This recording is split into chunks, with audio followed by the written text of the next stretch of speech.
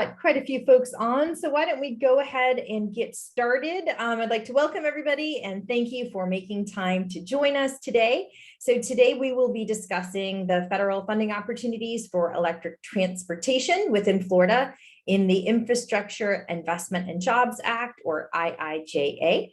My name is Dory Larson, and I am the Electric Transportation Program Manager with the Southern Alliance for Clean Energy.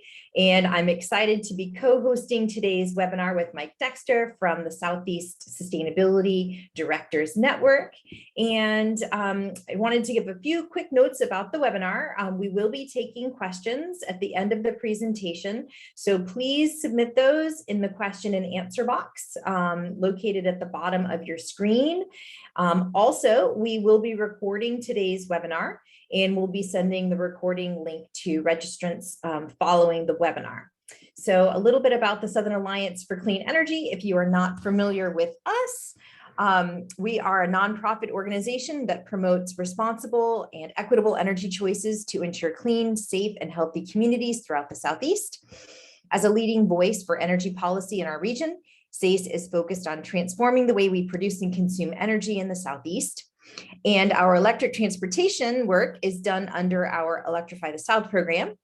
It's similar to the work of SACE, so leveraging research, advocacy, and outreach to accelerate the equitable transition to electric transportation throughout the Southeast. And I'm going to hand it over to Michael to introduce himself and his work with the Southeast Sustainability Directors Network. Thank you, Dory. It's great to be here, and thank you all for joining us. We're excited about the opportunities with the IIJA to increasing sustainability funding across the Southeast. In specific, I'm looking forward to helping. I also live in Florida, and so if any communities on here would like further information after this call, please reach out to SSDN for any questions or any of the other panelists here. SSDN is over 90 members across the 10 Southeastern states. We focus on peer learning, state networks, as well as advancing state policy around sustainability, equity, and supporting under-resourced communities. In specific, I lead the Southeast Sustainable Recovery Center, which focuses on helping ensure federal funding is equitably distributed to Southeastern communities to advance their sustainability priorities. Thank you again, and hope you enjoy this webinar. Thank you, Michael.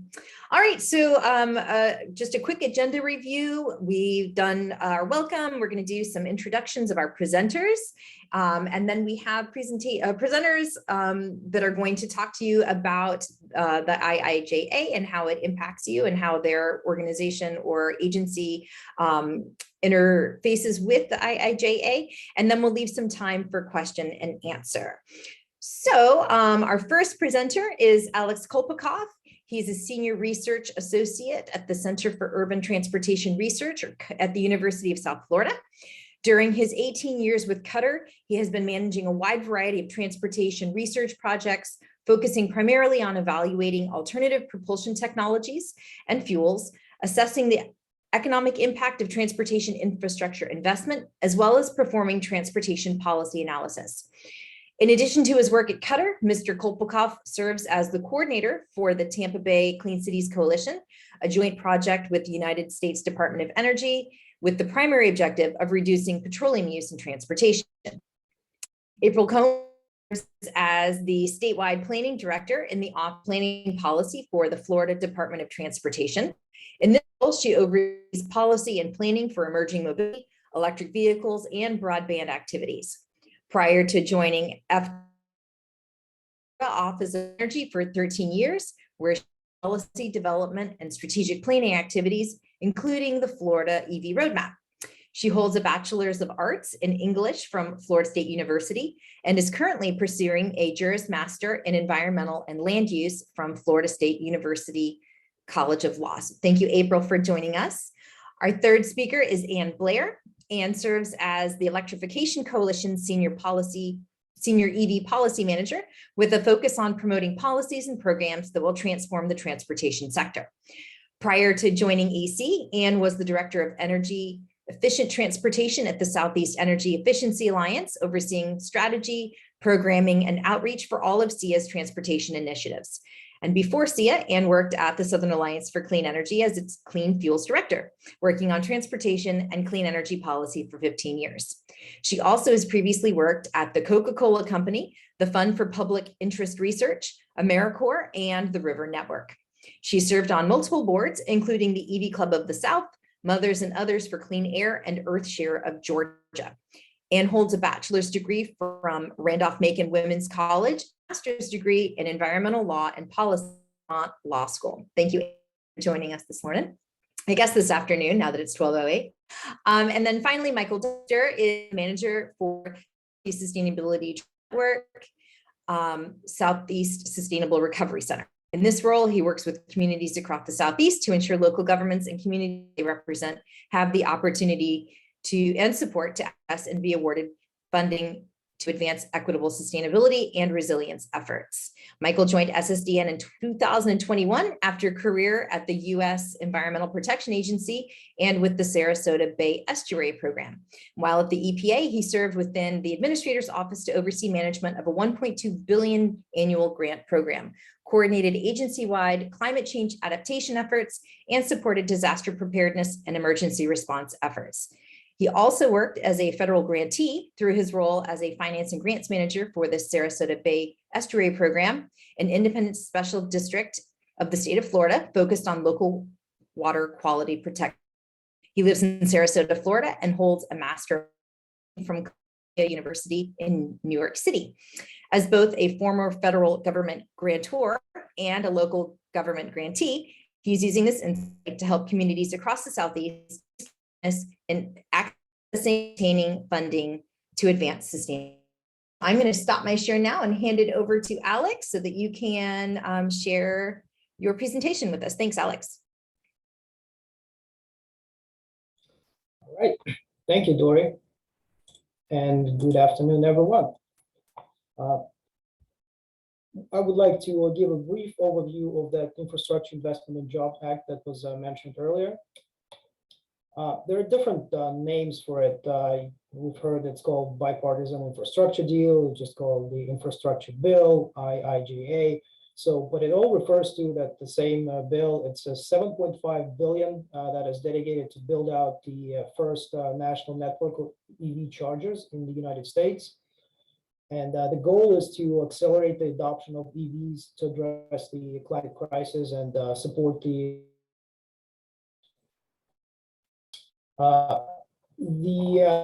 funding will be provided for the highway corridors to facilitate the long distance travel, and also will facilitate the community charging to provide the convenient charging where people live and work. Funding will have a particular focus on the rural, disadvantaged, and the hard to reach communities. Now, there are essentially two pots of money. One is a $2.5 billion discretionary fund, and then another one is a $5 billion formula fund. So the $2.5 billion is going to go to all alternative fuels, including EVs, CNG, LNG, propane, and hydrogen. And you can see that it's spread out over 5 years, and what you can see is that the amount of funding is projected to increase every other year. So if it's supposed to start with $300 million in 2022, then that funding is going to increase to $700 million by 2026. Now, as for the formula program, it's $5 billion again for 5 fiscal years, so it's $1 billion per year funding. And in order to provide assistance to the funding recipients or the entities that will apply for this funding, US DOT and DOE will create a joint program that will provide support, will provide tools and resources to all those applicants. Now, let's talk a little more about that discretionary program. It's $2.5 billion for all alternative fuels, not just EVs. It's not just electric. It's going to be electric, CNG, LNG, propane, and hydrogen. One interesting thing is As for the propane fueling, there's specifically mentioned in the bill that the propane fueling will only be available for medium duty and heavy duty vehicles. So I guess the light duty vehicles fueling for propane is not eligible. I'm not sure why that's the case, but that's how it's written in the law. Then the funding is going to be split 50-50 between the corridor funding and the community funding. So 50% is going to go towards the designated alternative fuel corridors, and another 50% for community charging, community fueling. So the eligible entities for this funding will be state, local governments, MPOs or TPOs, transit and port authorities, as well as tribal. And there will be a local match requirement, 20%. So the feds will provide 80% for that, and the local match, the locals will have to come up with a 20% match for this project. Now, some of the requirements for the corridor fueling will be that it will have to be a publicly accessible site along the designated alternative fuel corridors. And the goal is to improve the corridors by either converting the corridor pending corridors to corridor ready, and also for corridor ready to provide redundancy so that you would be able to meet the excess demand for charging or fueling infrastructure, or to reduce the congestion at the fueling infrastructure during some high traffic locations and high demand areas. As for the community fueling, then the project may be located on any public road or any publicly accessible location. So here are some of the examples: either parking facilities at public buildings, public schools, at public parks, or publicly accessible facilities that are owned or managed by private entities. So the priority will be given to projects in the rural areas, low-income neighborhoods, as well as the communities with low ratio of private parking spaces, as well as the high ratio of multi-unit dwellings. Now, that was the discretionary program. And now, as for the other part, the $5 billion formula program, the program will provide the states and localities funding for acquisition and installation of EV charging infrastructure, for also proper operations and maintenance of EV charging infrastructure, as well as the data sharing about the EV charging infrastructure to ensure that you can communicate the long-term success and ensure that the data is available to everybody who needs it. Now, the projects that will be funded by that formula funds have to be located along the designated alternative fuel corridors. And if the state determines and US DOT certifies that the designated corridor is fully built out, then the state may use the funds provided to for EV charging infrastructure on any public road in the publicly accessible locations. It's essentially the same rules as we have for community charging. It could be located on any parking facilities in public buildings, public schools and parks, and so forth. One note is that the fully built out term has not been specified and determined yet, but it will be. So right now, there are no specific criteria how to determine whether it's fully built out or not, but DOT and DOE are working on that. So states will be required to develop the EV infrastructure deployment plan, and will submit it to US DOT by deadline that will be established. So far, it hasn't been announced and has not been established. Now, in case that the states fail to submit the plan, or if there's any chance that any states may decide not to use this funding, although chances are pretty low that that's going to happen. But in case that happens, US DOT may award funds on a competitive basis to local jurisdictions within a state. So that's what's written into the law. And we also know that the equity provisions under the Justice 40 requirement will also be included in that funding. Now, that formula program funds may be used for various activities, and here are some of the examples: for acquisition and installation of EV charging infrastructure, for operating assistance for a period of not to exceed 5 years, then acquisition of traffic control devices, also the installation of signs. In fact, when the alternative fuel corridors were initially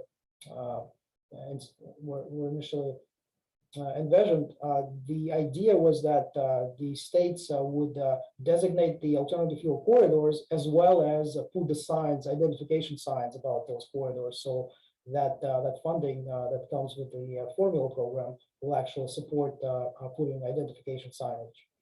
And then also development phase activities for that are related to acquisition and installation of EV charging infrastructure, as well as some mapping and analysis activities.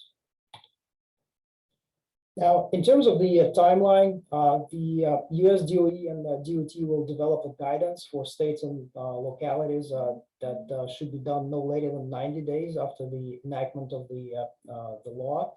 And that will determine all the, specify all those details, including the distance, required distance between the EVSCs, connection to electric grid, proximity to highways, and so forth. So all funding will flow through state DOTs. And so far, we don't know what the timeline is going to be, when the funding is going to become available. So far, it hasn't been determined yet, but the expectation is that it's probably going to happen within the next 6 to 12 months. Being the representative of a Clean Cities Coalition, I can tell that there's an opportunity for Clean Cities to help the state with the plan and with the proposal development. So I'm looking forward to working with DOT on that in the future. And also for the way it's written in the law, US DOT will update and redesignate the alternative fuel corridor no later than 180 days after the enactment of the law. So within 6 months, they will redesignate and review all the alternative fuel corridors that have been designated before during the past 5 rounds that they've already had. And also DOT will designate the national EV charging corridor to support the freight and goods movement. So that will happen within, has to happen within a year after the enactment of the law. Right now, what we know is that the round 6 of the corridor designation has been put on hold because there are other priorities. But so far, I think there's a high probability that the round 6 of corridor designations was going to happen pretty soon, I would say within the next few months. I think that's all I have. With that, I'll turn it over to April.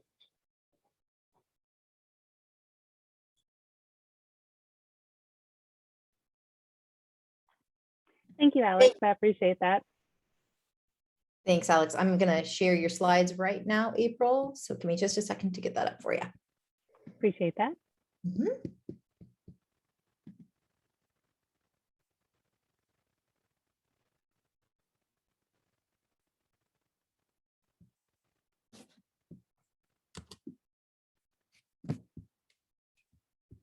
Okay, can you, we're good? Looks good to me. All right. So I think one of the most important things when we talk about the infrastructure bill is, perfect if you go to the next slide, Dory, is that have that understanding that it is a reauthorization of the FAST Act. And understanding is the reauthorization not only of the FAST Act, but the act that was before the FAST Act as well. I mean, this is our gas tax that goes up to Washington that then comes back down to us. So the Infrastructure Act is the infrastructure bill, the IIJA. It's a 5-year bill. The total is $973 billion. So there's a lot more money that's going into this bill. It's and a lot more than your traditional transportation bill. So there's $550 billion for new investments in transportation, water, energy, broadband, and public lands. And it's a combination of both formula and discretionary. You heard Alex talk about that a little bit. Next slide. So what this comes down to Florida is in formula funds alone, we're expecting $16.7 billion in total formula funding. And that 16.7, that comes across DOT and our, transit agencies, airports, their modal stakeholders as well. What we expect for DOT is $13.5 billion. That's our traditional highway programs, federal highway aid, and we have some new formula programs, as you heard Alex talk about as well, the National Electric Vehicle Formula Program, $198 million for that. We also have the Protect Resiliency Formula. We have the Bridge. There's actually 4 new formula programs: the Bridge, Carbon Reduction, the EV, and the Protect. So we're pretty comfortable with all the formula funding. We have mechanisms in place to receive the funds, especially the existing. That's not an issue for DOT at all. The new formula fundings, we're going to need guidance on it. You heard some of the issues that Alex brought up. As where we can place some of the EV charging. That's going to be a huge one.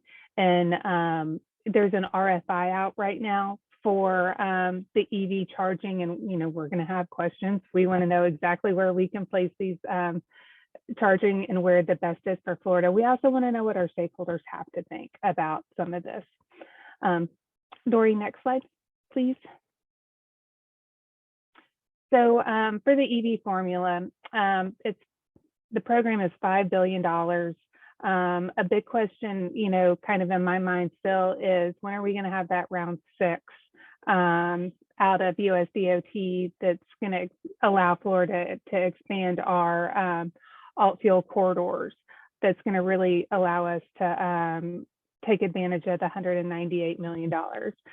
When I think of it, like, as most of Florida's done a great job of getting all our interstates on alt fuel corridors, either designated or ready, the ready designation. But with all this money coming in, I think it's a huge opportunity if we start looking at our state highway system. 27, 19, 56, 50 and 60. I mean, those are all, great evacuation routes, as well as then, touch on some of our rural areas. So, that could be a great advantage for our state looking at those.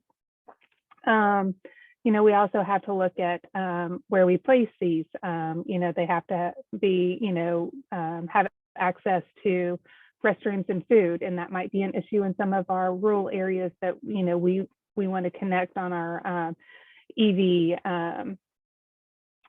locations. But, those are all things that we need to be thinking about right now. Next slide. Discretionary program, that's changed considerably in the transportation program and planning has traditionally been bottom up, meaning that there's been more formula funding and that the transportation projects have been picked at the local level. With more of the discretionary programs, that gives the federal government a little bit more control. So in the FAST Act, there were 13 discretionary programs. They've added 21 in the IIJA. So that's a total of 34 discretionary programs with $187 billion in potential funding. So there's a tremendous amount of available funding out there. Now, it's not going to come out all out at the same time. I couldn't imagine that. It is going to take a lot of time for that to get out. So one of the things the bill provided for was funding for USDOT to hire folks. So they've got to hire folks. Those new people have to come up and create 22 dang new programs from the ground up. That's going to take some time. Getting that information out on the streets, telling people how to apply, getting people to apply, going through the selection process. It's going to take time to get all that done. But I think I've listed a couple that I think are noteworthy for folks here to, take a look at. But I think what we as a state of the state of Florida can be doing, our region, is start looking at and identifying projects that will be suitable, will be good, and making sure that we're prepped and ready so that we can bring money into the state of Florida. Because I don't think it's, at the end of the day, it's not, it doesn't matter who the grantee is, whether it's Florida DOT, whether it's the city of Sarasota, city of Orlando, or Pensacola. It's are we bringing funds into the state to better our citizens? And I think with $187 billion out there, we need to look at it with a team perspective. Next slide, please. And here is my contact information, and a little bit of a reminder as we're talking about technology, right? A lot of these grants are technology focused, but put your technology down when you're in the car and enjoy your drive, and keep those in your car and those around you safe.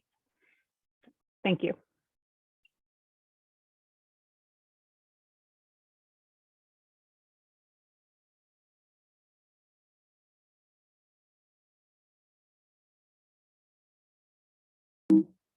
Thank you so much, April. Not sure why the screen's going black in between, but we're switching over to Ann Blair. So let me pull your slides up for you, Ann, and we will get you going.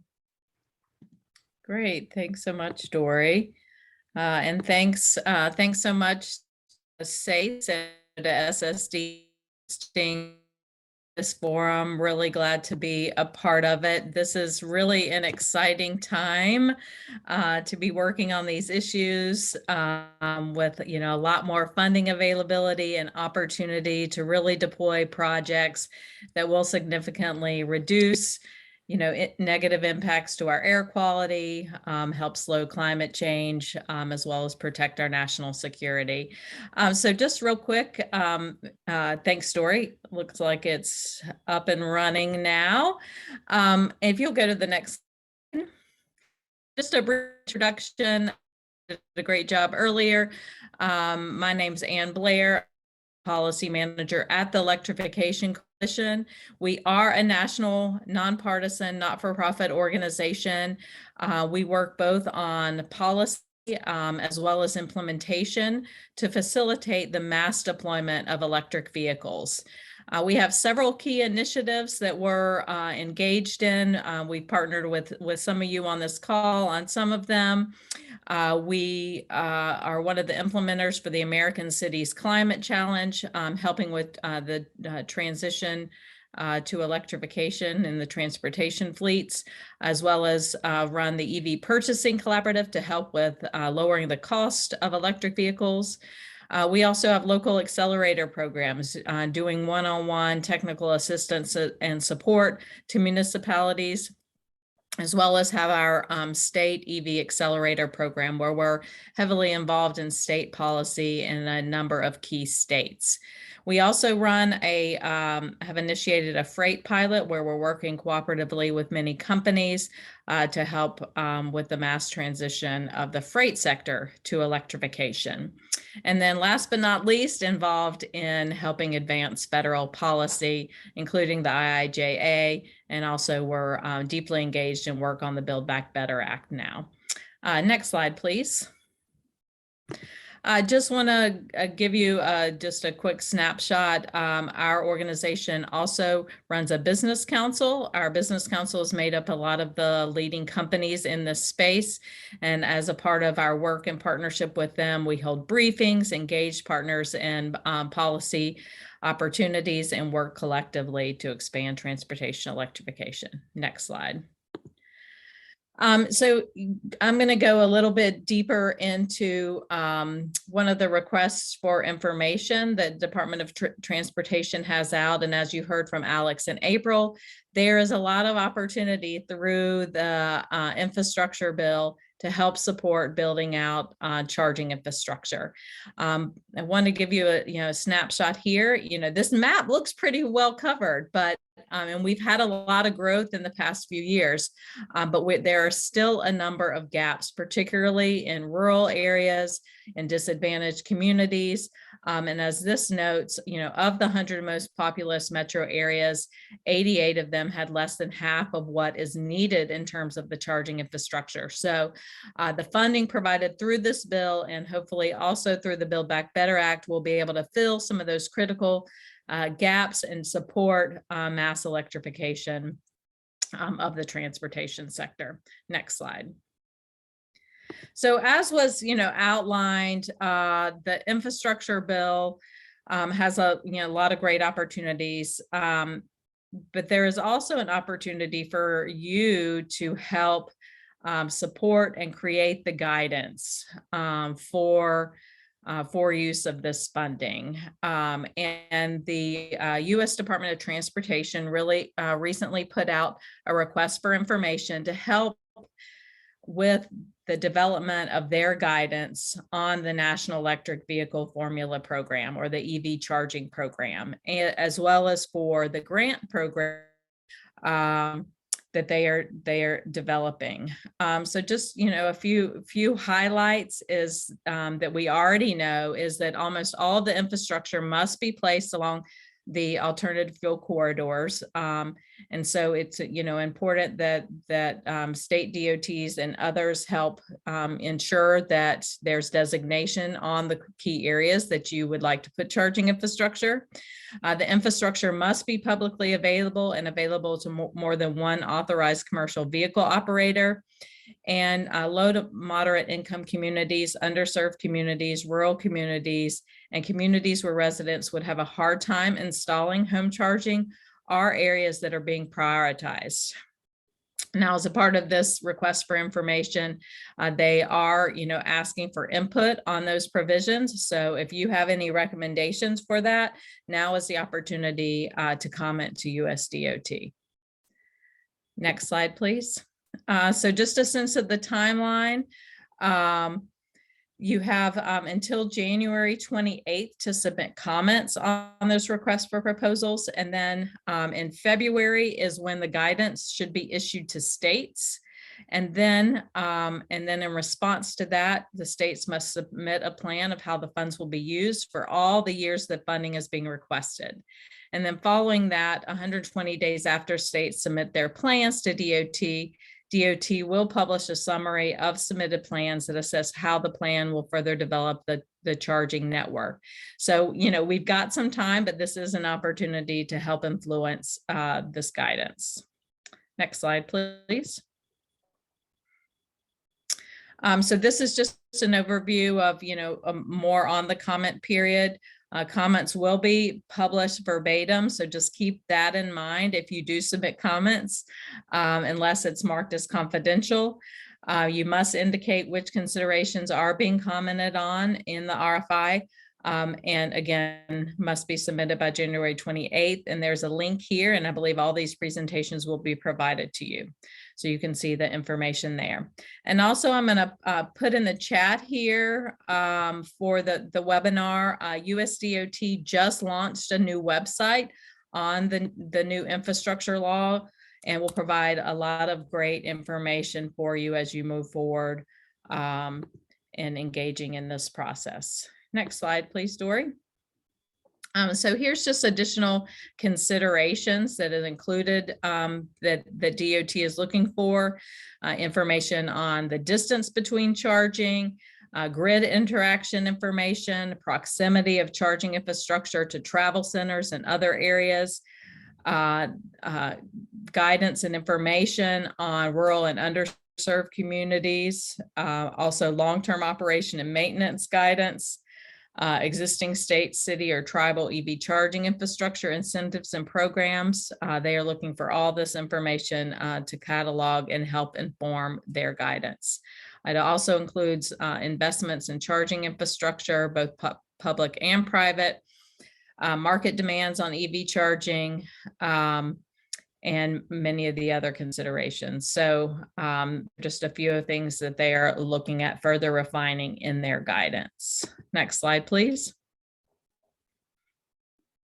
In regards to the charging and fueling infrastructure program, so this is the grant program as opposed to the formula program, which will go to states. This is specifically designed to help support rural areas and disadvantaged communities. So they're looking at best practices for the installation of that charging infrastructure in those areas, defining the best practices for administration of competitive grant program, and also any other considerations that aren't listed here. If you have comments or information you'd like to provide to them, they are interested in receiving your recommendations there. Next slide, please.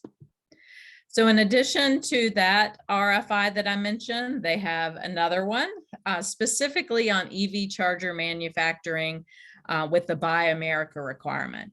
And so comments on that are due no later than January 10th.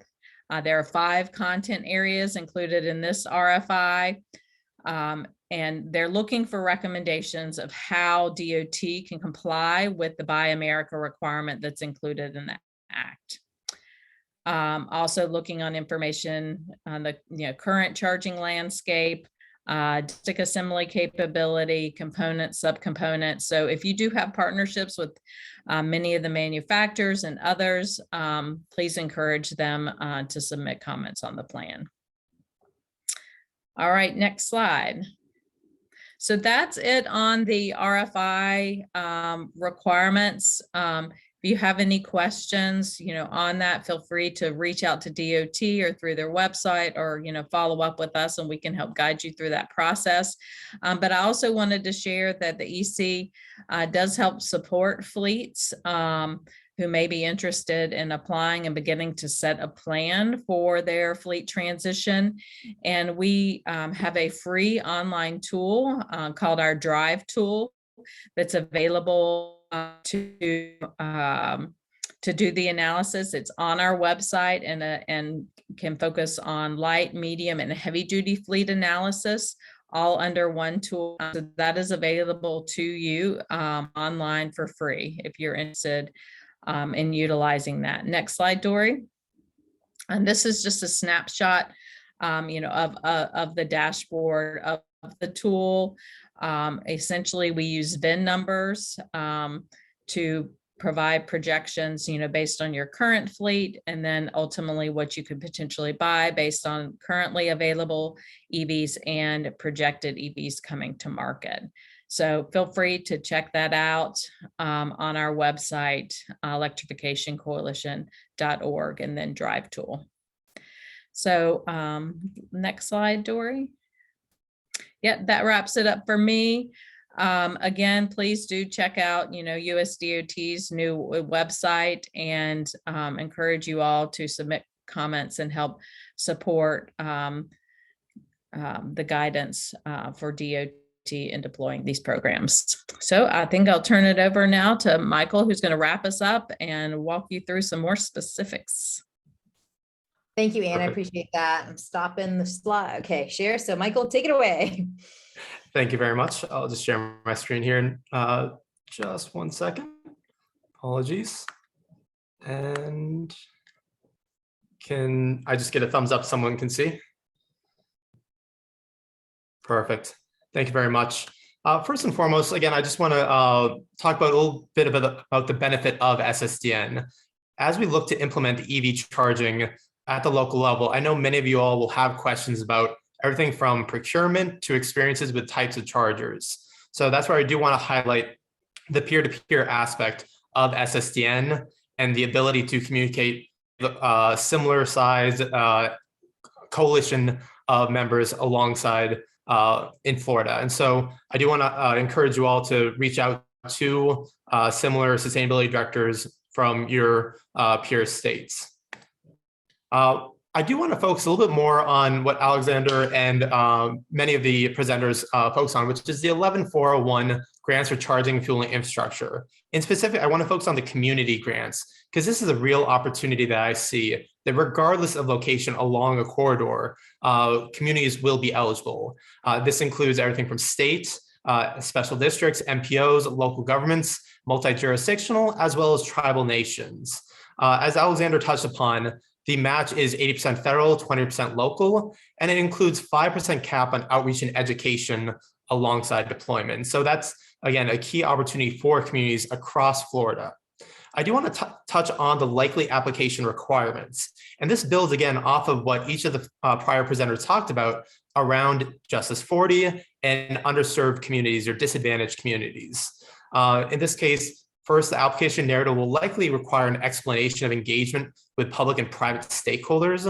Then this includes, in the legislative language, auto manufacturers, utilities, fleet owners, fuel station owners and operators, as well as labor organizations. Also important to know that portions of the grant can go towards private entity for operating assistance for the first 5 years after installation. It's important to be developing these partnerships and having discussions with your stakeholders as soon as possible.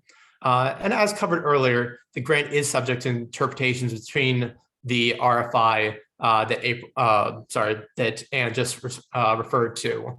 This does restrict the types of chargers, generally those open to the general public, as well as multiple operator vehicles from more than one company, likely excluding one or two of the more well-known types of chargers out there.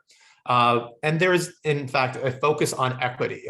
From the RFI, the FHWA is especially interested in comments around how the guidance can promote equity in deploying EV charging infrastructure. And this is due to the administration's Justice 40, as well as the Executive Order 14052, which goes to implementation of the IIJA, namely that the invested dollars will be invested equitably, including through the Justice 40 initiative. If many of you are unfamiliar with the Justice 40 initiative, I'll just provide a brief background. It actually came from EO 14008, Tackling the Climate Crisis at Home and Abroad. And specifically, it looks to provide the goal that 40% of benefits from federal investment go towards disadvantaged communities. The types or categories of disadvantaged communities are some that we're already familiar with, such as communities in economic distress or areas of persistent poverty, but it also includes additional areas such as transportation and energy cost burden, which will be key for this application or this program, as well as looking at communities that have disproportionate climate risk or are tribal communities. Currently, we've received Justice 40's interim implementation guidance, and from that, the federal agencies were required to notify OMB of their covered programs back in September. We are still actually awaiting the final OMB guidance around Justice 40, as well as a tool developed by CEQ that will help to better illustrate the eligible areas for any one of these sort of categories of disadvantaged communities. The reason it's important for EV charging is that this is one of the areas where it might not be as well identified. You usually don't refer to EV charging around environmental justice communities, but it's important to include Justice 40 within future federal grant applications around this. This means identifying results from tools such as what Anne mentioned, the DRIVE tool, or looking at Argonne National Laboratory's A-Fleet tool. And this will help to better demonstrate how a potential program could benefit underserved areas. You want to demonstrate community engagement with these disadvantaged communities and underserved areas of your community, and help to identify how these programs are not only engaging and benefiting those communities, but are also resilient to climate change. We can see a little bit from that RFI on what DOT's reference or what they're thinking about as it comes to J40. And in this case, it's looking to measure the impact of vehicle electrification on the shift from mobile source emissions to point source emissions. and the effect that that has on disadvantaged populations. And so that's just one area to sort of contextualize how you can think about EV charging networks as benefiting or helping alleviate, in this case, environmental burdens on underserved areas, looking at avoided emissions and looking at those sort of impacts. We do also want to ensure that you stay informed of similar opportunities. And this is a great opportunity. Many of you all might have created wish lists, if you will, for the recent ARPA state and local fiscal recovery funds.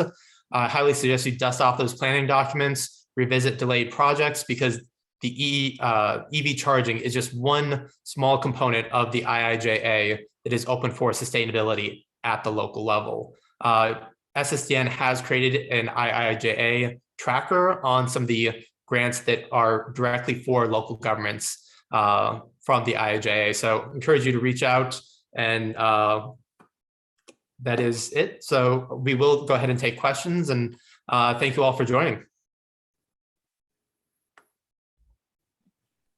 Thank you, Michael. So if you guys have questions, if you wouldn't mind putting them in the Q&A. I do see one that's come in. It's asking, can some of the federal funding support the state hiring program managers from the private sector to accelerate standing up the various state level programs to manage these grants?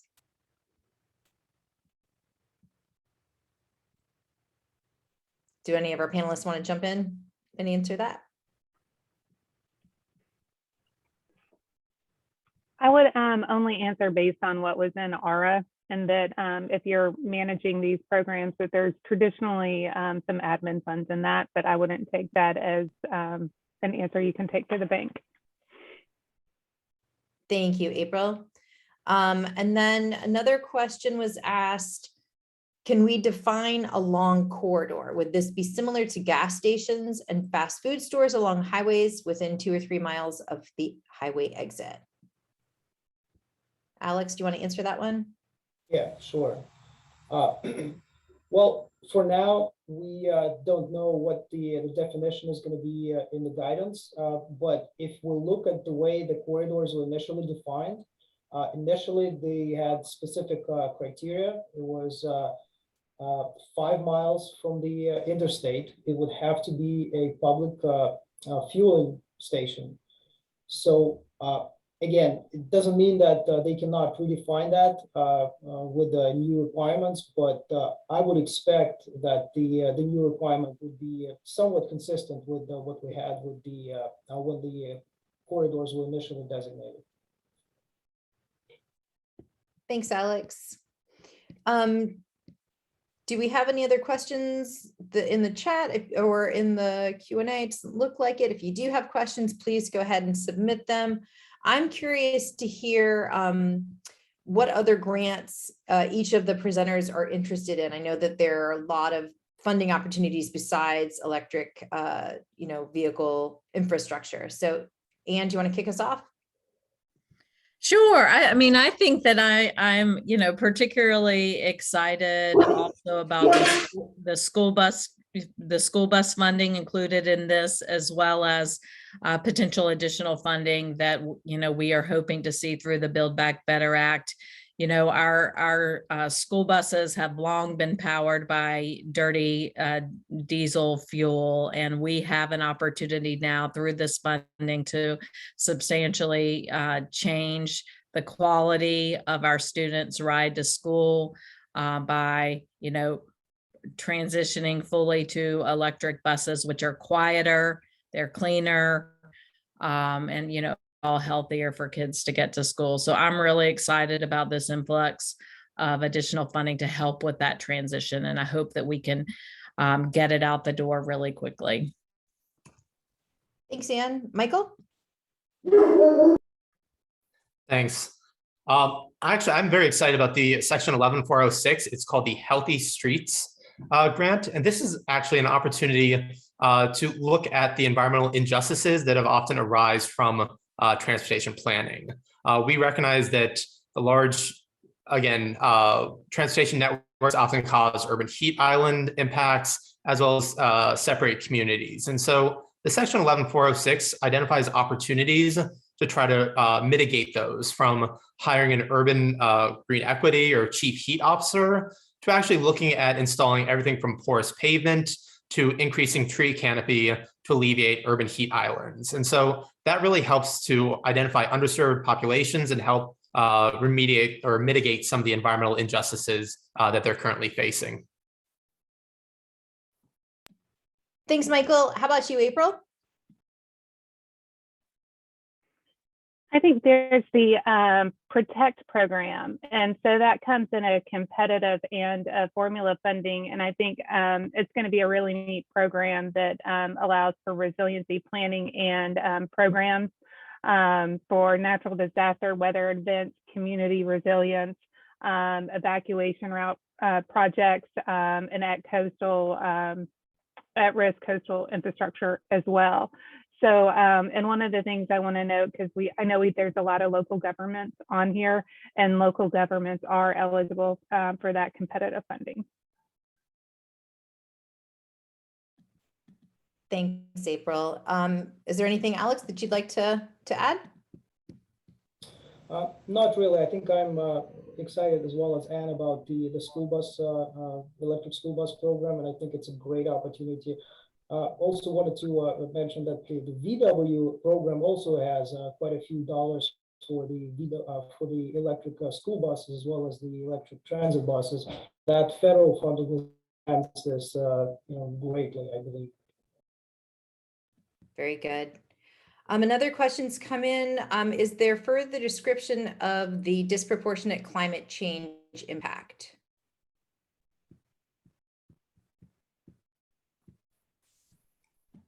So I guess I'll answer that.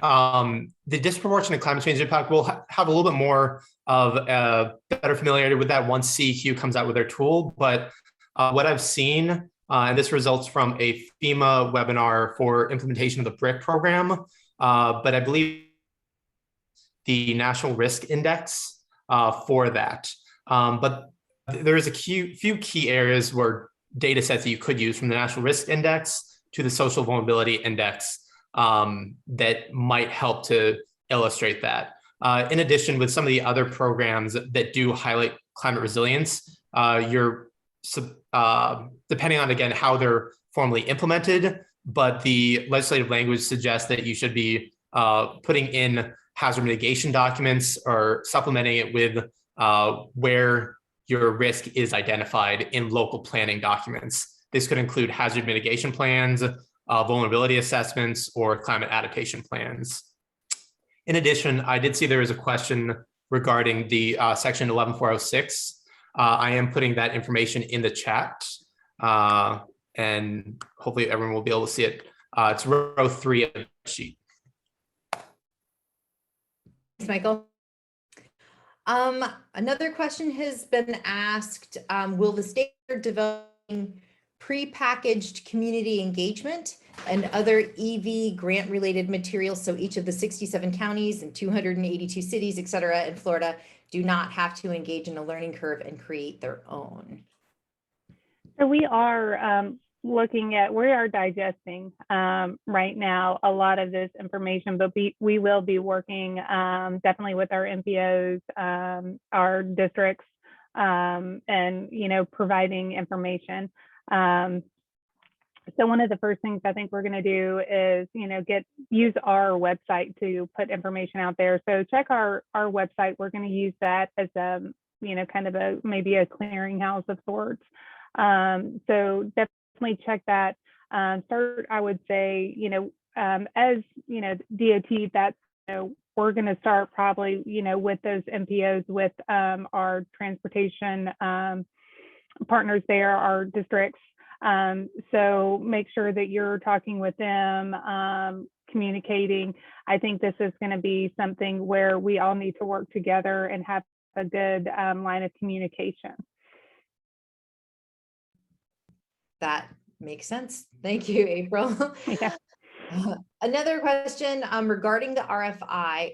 Would it be more impactful for local governments to comment together through an org like SSDN or associations, or independently? I don't have a specific recommendation of what I think from DOT, but I mean, I think doing something collectively with a number of the municipalities would, probably be most impactful. I don't know if others have comments on that either. But that's what I would suggest, is if you do have the opportunity to go in with, a group of others and, align on some recommendations, that would be useful. Thanks, Anne. All right. Do we have any other questions that have come in the Q&A? I don't think I'm seeing any. So I guess what I'll do, I just want to share everybody's contact information just one more time, so that if you have questions, you can address them specifically with the panelists, and feel free to shoot me an email as well. I can help to facilitate getting it answered. So let me just go back into, there we go. Can everybody see the slide with the contact information? Let me blow it up a little bit. There we go. It's quite a lag on it. Is it black? There we go. Okay, so there's everybody's contact information one more time if you want to take a look at that. And just like to thank our panelists, thank our participants for showing up today and asking really insightful questions. I'd like to thank my colleagues at Southern Alliance for Clean Energy, Kyle and Kate, who are helping to facilitate today's call. I'd like to not thank Bear, my dog, who was being very loud when my neighbor came over. So apologies for that. But thanks everybody for participating. We will get the slides out to you with the recording of the webinar within the next 24 hours or so. So have a fantastic rest of the day. Happy holidays, and look forward to talking with you soon. Take care.